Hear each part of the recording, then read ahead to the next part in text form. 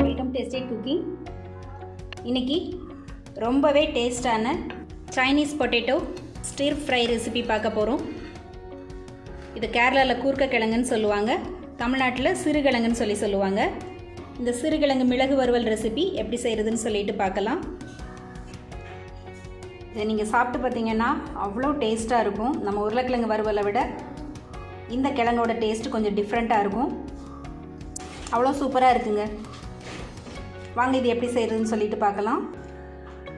ஏற்கனவே இந்த கூர்க்க கிழங்கு சாம்பார் நான் அப்லோட் பண்ணியிருக்கிறேன், அதையும் பாருங்கள். இந்த தடவை கொஞ்சம் நல்ல நீளக்கிழங்காக கிடச்சிருக்குது, இல்லைனா இந்த கிழங்கு உருண்டையாக இருக்கும். நீளக்கிழங்குனால ஈஸியாக நம்ம சுரண்டிடலாம். இந்த மாதிரி சுரண்டி எடுத்துகிட்டு வேக வைக்கலாம். இப்போ நம்ம மிளகு வறுவலுக்கு முதல்ல இதை வேக வச்சு எடுத்துக்க போகிறோம். இப்போ இந்த கிழங்கை நான் நல்லா கழுவியிருக்கேன். மண் இல்லாமல் கழுவிக்கோங்க. கழுவிட்டு அது முங்குற அளவுக்கு தண்ணி ஊற்றிக்கோங்க. இது 1/2 கிலோ கிழங்கு. இதில் ஒரு 1/2 ஸ்பூன் உப்பு சேர்த்துக்கோங்க. கிழங்கு குழஞ்சிடக்கூடாது, அதனால் ஹை ஃப்ளேமில் வச்சு ஒரு விசிலில் எடுத்துக்கோங்க. இப்போ கிழங்கு வெந்துருச்சு. வேக வச்சதே நல்ல மணமாக இருக்குது. ஆரவும் தோல் உரித்து எடுத்துகிட்டு உங்களுக்கு வேணுங்கிற ஷேப்பில் இதை நீங்கள் வெட்டிக்கிடலாம். வேக வச்சதுனால எவ்வளோ ஈஸியாக வருது பாருங்கள். தோல் அழகாக இப்படி வந்துடும்.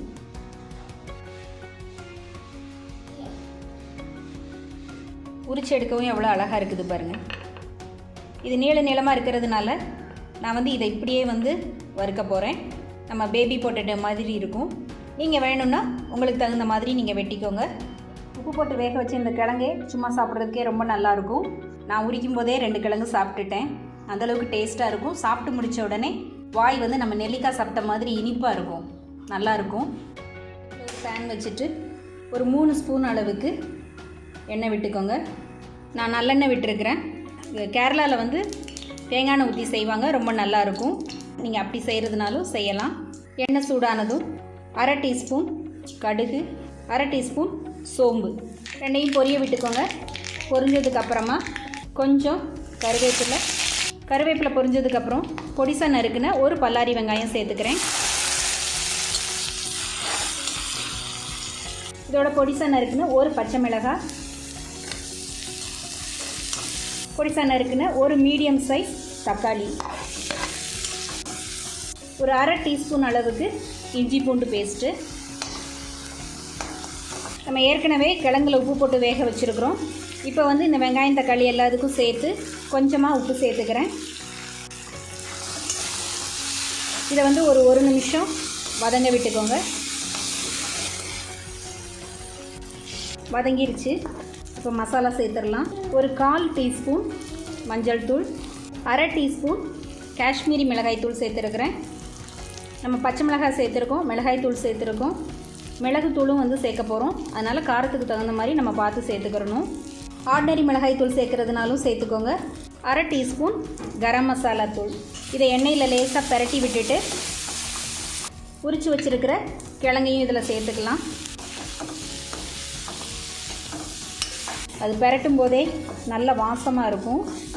இது நல்லா பரட்டி விட்டுட்டு ஒரு நிமிஷம் அப்படியே வேக விட்டுருங்க. அந்த மசாலா கொஞ்சம் இறங்கிக்கிறட்டும். இப்போது ஒரு 1/2 டீஸ்பூன் நான் மிளகுத்தூள் போடுறேன்.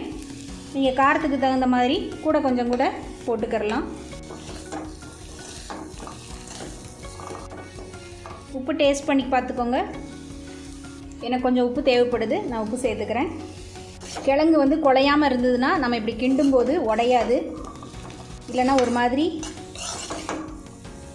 ஒன்றுக்கு உடஞ்சி கொலன்னு ஆகிடும். அதனால் கிழங்கு வேக வைக்கிற பாதம் சரியாக இருக்கணும். இது நம்ம உருளைக்கிழங்கு மாதிரி தான், ஆனால் உருளைக்கிழங்கில் உள்ள சத்தை விட இதில் 2 மடங்கு புரதச்சத்து இருக்குது. நிறையா மருத்துவ பயன்கள் இதில் இருக்குது. மலச்சிக்கலுக்கெல்லாம் ரொம்ப நல்லது. உடல் எடையை குறைக்கிறதுக்கு இந்த கிழங்கு நிறையா பயன்படுத்துங்க. இது நம்ம தமிழ்நாட்டில் கேரளாவில் அதிக அளவில் பயன்படுத்துகிறாங்க. தமிழ்நாட்டில் சிறுகிழங்குன்னு சொல்லுவாங்க, இல்லை கார்த்திகை கிழங்குன்னு சொல்லுவாங்க. Chinese potato stir fry ready ஆகிடுச்சு.